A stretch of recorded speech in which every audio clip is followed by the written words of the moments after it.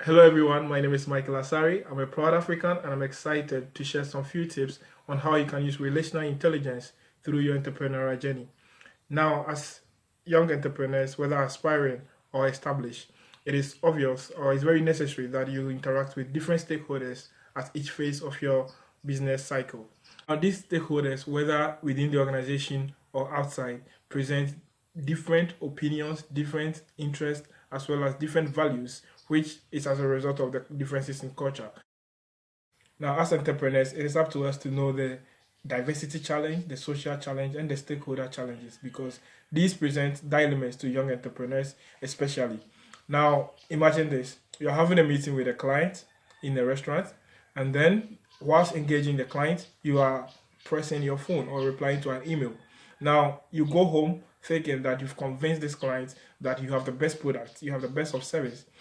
Then, early in the morning, you get an email that hello, we've given the contract to another person. Now, the issue is not really about what you presented during the day, but how you engaged or how you interacted with the individual. Every entrepreneur needs to have collaborative intelligence, within which we can talk of relational intelligence, of course. Now, relational intelligence has to do with interpersonal relations. So, usually it's about moral, ethical, and social aspects of engaging with other people. The bigger question is, why do you need to have relational intelligence? The global economy, you and I believe, is about money. Same way the human economy has to do with relations. Back in the day, power, authority resided in positions. Now, power, authority resides in trust and relationships. This makes it more challenging because the entrepreneur need not only focus on making money, he also needs to focus on how he can build relationships because relationships become a critical part of our success as entrepreneurs. I know you agree with me that it's not just about your business model that makes you succeed, but also people. Now, people make up your team. People are supposed to patronize your product. People are supposed to push you where you are supposed to be.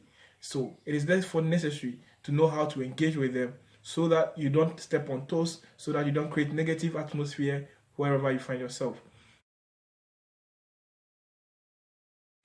By definition, I would say that relational intelligence has to do with a combination of emotional and ethical intelligence, which involves the ability to know and understand oneself as well as others' emotions, interests, values, etc. In much simpler terms, the entrepreneur must be able to exist in the midst of tasks and as well connect with people, no matter what he's up to. So the RI leader, the RI entrepreneur, is likely to say something like, "Could you please hold on whilst I fix this? I'm on phone. 1 second," and stuff like that. Now the entrepreneur leader is able to prioritize relationships, like I said, so not to offend people within the circle. Now, when they do this, it makes them more likable. The likable leader is trusted.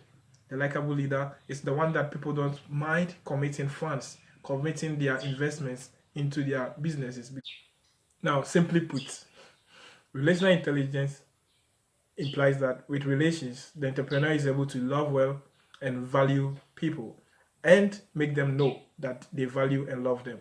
Intelligence means that they learn about interpersonal skills and apply them. Now, these two makes them expand their influence. It makes them get things done. It makes them move the business forward.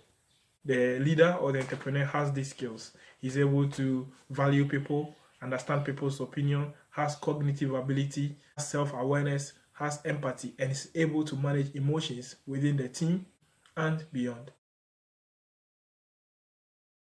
After understanding what relational intelligence is, let's look at how we can apply in business. This does not require that you should have certain number of years of experience. It's not about your temperament, your gender, whatever. It's basically about your commitment to be conscious of your environment, of people around you, and know how to handle them. Now, first, you need to help people to connect their lives. People have issues with cause and effect. They don't really know. So I did this. I don't know what happened. You could try or you could work on your relational intelligence by connecting the dots for people, which means that you have to learn how to listen well. You have to know how to appreciate opinions, and then you know how to understand people's views at all times. Then you should learn how to move your teams forward by being the link, that link that the team needs. So when there's an issue and there's a challenge in a team, you step in and you don't judge. You try to get people to understand. Of course, people are going to behave differently. Again, we need to resist the temptation of always affirming what people say. We need to listen, like I said, pay attention, focus, and let people know that we are interested in what they have to share.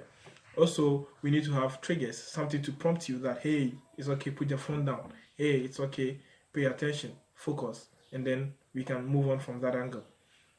Also, we need to know that we have the leaders that understands or is able to read the tone, and then we have those that actually set the tone. So to succeed, I think you should be able to set the tone. I hope you get being able to set the tone so that in your absence, people can still be effective without you. You have to be smart about that, getting your team to work even in your absence. To become relational geniuses as entrepreneurs, I recommend the following. First, entrepreneurs must challenge the normal way of thinking. You don't think ordinarily, you don't behave like everybody else because you need to see stuff beyond how they are presented. Secondly, we must dare to be controversial.